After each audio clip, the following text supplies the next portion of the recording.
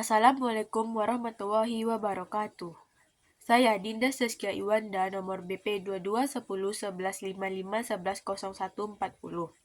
Saya akan mempresentasikan fungsi uang dalam Islam. A. Pengertian uang dalam Islam. Yang pertama, amanah. Uang adalah amanah dari Allah SAW dan harus digunakan dengan cara yang baik. 2. Syaratnya sah uang.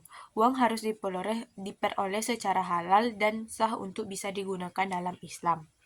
3. Fungsi uang. Uang digunakan sebagai alat tukar, hitung, dan juga sebagai nilai simpan. B. Peran uang dalam Islam. 1. Berkontribusi pada kemajuan dalam ekonomi. Sebagai alat untuk memfasilitas perdagangan dan kemajuan ekonomi suatu negara. 2. Membantu kebaikan sosial.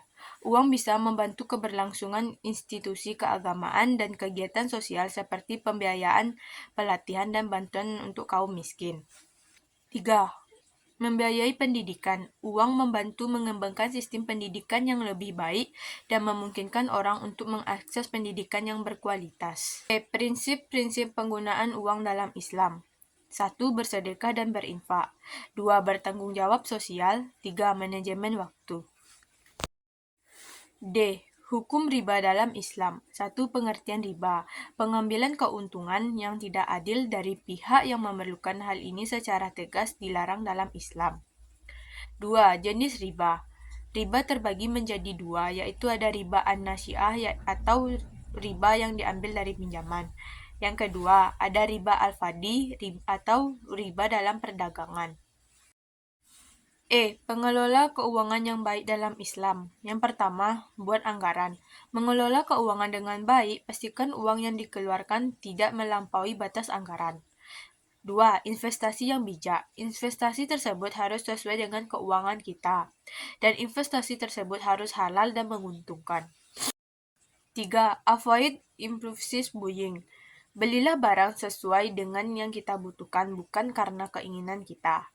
Yang keempat, bayarlah utang tepat waktu untuk menghindari bunga yang semakin besar dan meningkatkan kredibilitas.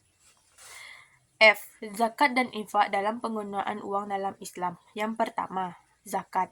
Zakat adalah kewajiban bagi umat Islam untuk memberikan sebagian kekayaan mereka kepada orang-orang yang membutuhkan. Yang kedua, ada infak. Infak adalah memberi pengeluaran sukarela untuk manfaat umum karena Allah menyukai orang-orang yang baik hati dan murah hati. Yang ketiga, cara lain menggunakan uang. Uang sebaiknya digunakan untuk membiayai hal-hal yang bermanfaat seperti memberikan makanan kepada orang-orang yang membutuhkan.